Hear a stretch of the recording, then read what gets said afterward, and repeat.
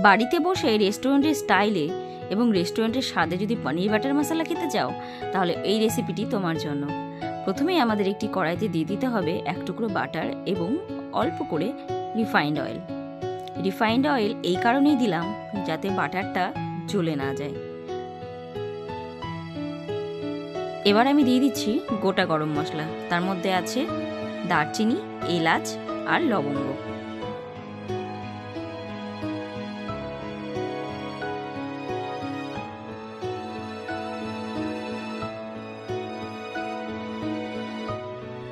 এবার দিয়ে দিলাম মিডিয়াম মাপের 2টো পেঁয়াজ, যেটা আমি টুকরো করে কেটে নিয়েছি।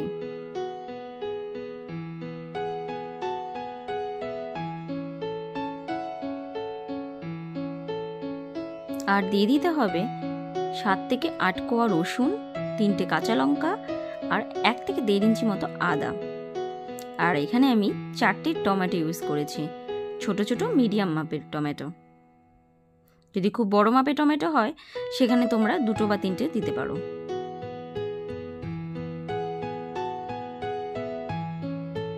আর দিয়ে দিচ্ছি 15 থেকে 20 পিস মতো কাজু। এবার সমস্ত উপকরণগুলো একটু নাড়াচাড়া করে নিয়ে আমি ঢাকনা দিয়ে ঢেকে দেব।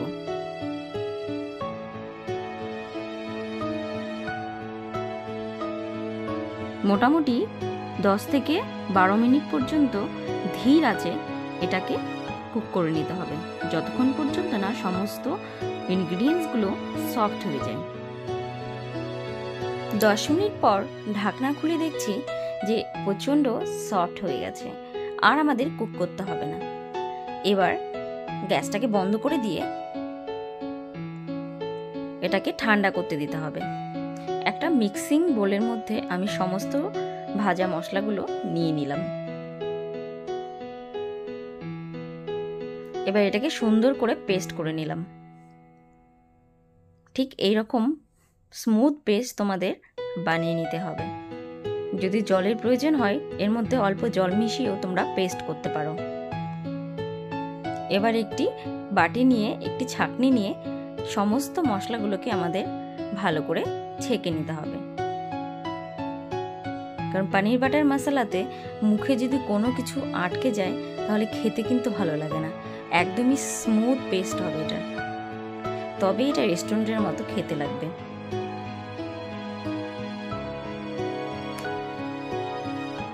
পনির বাটার মশলা বানাতে গেলে যদি এই মশলাটাকে ভালো করে ছেঁকে না নেওয়া হয় তাহলে খেতে কিন্তু একদমই ভালো লাগে না। দেখতে পাচ্ছ এবার কি সুন্দর স্মুথ পেস্ট তৈরি হয়েছে। আর এদিকে আমি যে পনিরগুলো নিয়েছি সেটাকে আমি গরম জলে জাস্ট অল্প লবণ দিয়ে ঢাকা দিয়ে রেখে দিয়েছি। এইভাবে পনিরগুলোকে লবণ জলে ডুবিয়ে রাখলে পনিরটা খুবই সফট হয়। এবার আমি পাত্রের মধ্যে আবারও একটু বাটার এবং একটু সাদা তেল দিয়ে দিচ্ছি। তোমরা চাইলে শুধুমাত্র বাটারে এই রেসিপিটি করতে পারো। প্রথম থেকেই বলছি আঁচটা কিন্তু একদমই লো টু মিডিয়াম রাখতে হবে। এবার আমি ওর মধ্যে দিয়ে দিচ্ছি গোটা গরম মশলা, তার মধ্যে দারচিনি, এলাচ আছে, আর দিলাম একটি তেজপাতা। জাস্ট হালকা একটু নাড়াচাড়া করে নিতে হবে, খুবই লাল করে ভাজতে হবে সেটা না, জাস্ট হালকা ফ্লেভারটা ছেড়ে দিলেই ওর মধ্যে আমি এক এক করে গুঁড়ো মশলাগুলো দিয়ে দেবো। প্রথমে দিয়ে দিচ্ছি ছোট চামচের 1 চামচ হলুদ পাউডার, আর 1 চামচ জিরা পাউডার, আর 1 চামচ ধনিয়া পাউডার। সমস্ত মশলাগুলোকে জাস্ট একটু নাড়াচাড়া করে নিতে হবে হালকা।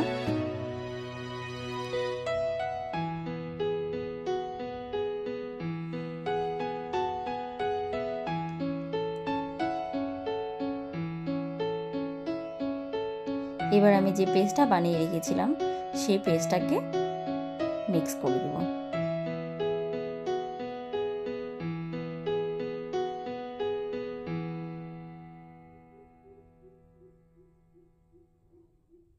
ব্যাস, এবার ওই মশলাগুলোর সঙ্গে ভালো করে পেস্টটাকে মিক্স করে নিতে হবে। মোটামুটি 5 থেকে 7 মিনিট এটাকে মিডিয়াম আঁচে ভালো করে কষে নিতে হবে।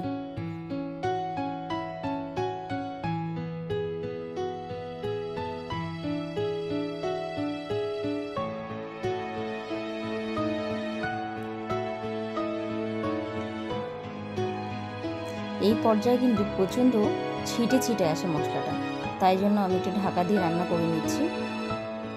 ঢাকা দিয়ে নিলে ছিটে ছিটে চারদিকে পড়বে না এবং গায়ে লাগারও সম্ভাবনা থাকে না, তাই তোমরা অবশ্যই ঢাকা দিয়ে রান্না করবে। 7 থেকে 8 মিনিট হয়ে গেল। দেখো মশলাটা খুব সুন্দর তেল ছেড়ে দিয়েছে এবং মশলা থেকে যে কাঁচা গন্ধটা সেটাও চলে গেছে এবং মশলাটা ভালো কুক হয়েছে সেটাই বোঝা যাচ্ছে, কারণ তেলটা তার প্রমাণ।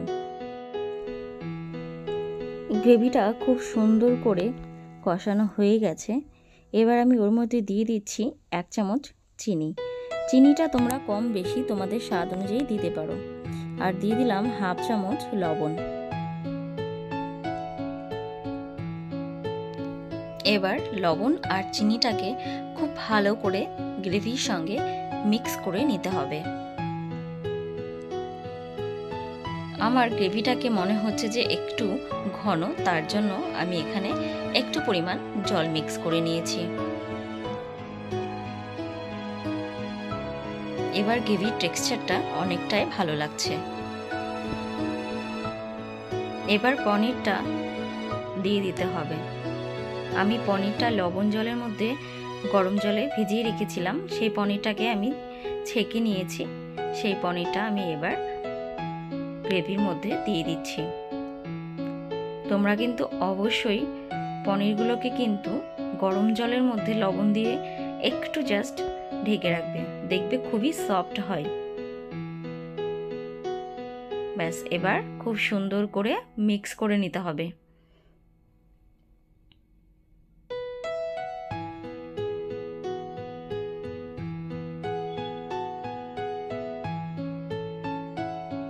এবার একটু ঢাকা দিয়ে জাস্ট 2 থেকে 3 মিনিট আমি রান্না করে নেব, যাতে মশলাগুলো পনিরের ভেতরে ঢুকে যায়।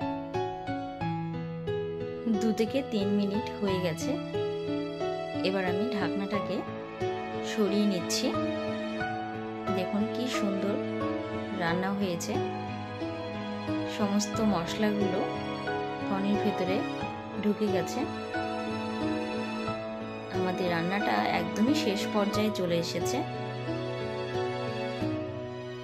এবার আমি এর মধ্যে দিয়ে দেব 1 টুকরো বাটার। শেষে বাটার দিলে টেস্টটা অনেকটাই বেশি বেড়ে যায়। আর একটা কথা, এই পর্যায়ে ফ্রেশ ক্রিম দিয়ে দিতে হয়। যেহেতু ফ্রেশ ক্রিম বাড়িতে অ্যাভেলেবেল নেই, তাই জন্য ফ্রেশ ক্রিম ছাড়াই আমি রান্নাটা করেছি। ফ্রেশ ক্রিম ছাড়াও কিন্তু এটা খেতে দুর্দান্ত হয়। আর দিয়ে দিতে হবে অল্প পরিমাণ কসুরি মেথি, যেটা দিলে পনির বাটার মশলা একদম রেস্টুরেন্টের মতো খেতে লাগে।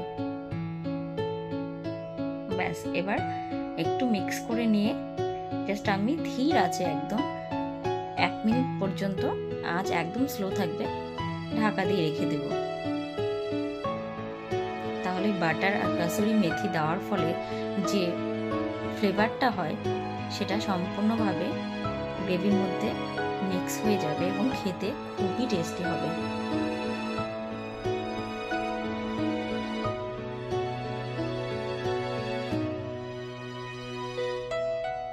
প্রায় 1 মিনিট ঢাকনা দিয়ে রাখার পর রেডি হয়ে গেল আমাদের পনির বাটার মশলা। দেখুন কি সুন্দর, একদম রেস্টুরেন্ট স্টাইলে। ভালো লাগলে অবশ্যই তোমরা রেসিপিটি বাড়িতে কিন্তু ট্রাই করে দেখতে পারো। আমি কথা দিচ্ছি তোমাদের সবার এই রেসিপিটি খুবই ভালো লাগবে। আর এরকম আরও সুন্দর সুন্দর রেসিপি পাওয়ার জন্য অবশ্যই কিন্তু আমাদের চ্যানেলটিকে সাবস্ক্রাইব করে রাখতে হবে আর বেল আইকনটাকে অবশ্যই প্রেস করে রাখতে হবে। Thanks for watching.